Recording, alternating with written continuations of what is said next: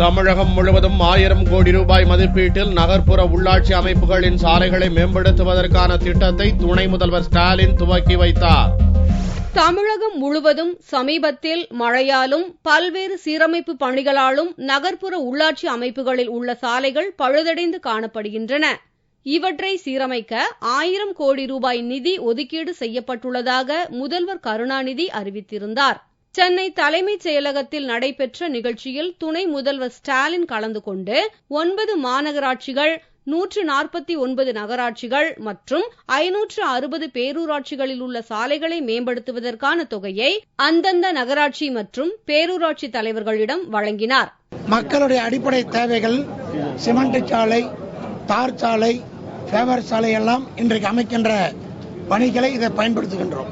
இன்றைக்கு 1000 கோடி ரூபாய் உள்ளாட்சிக்காக ஒரே நாளில் திட்டத்தை செயல்படுத்துகிற ஒரே அரசு நம்முடைய தமிழக அரசு தான். எனவே தமிழக அரசுக்கு நாங்கள் நன்றி சொல்ல கடமைப்பட்டோம்.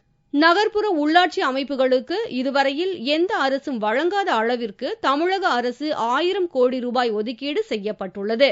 இந்த தொகை முறையாக பயன்படுத்தப்பட்டால் சரி.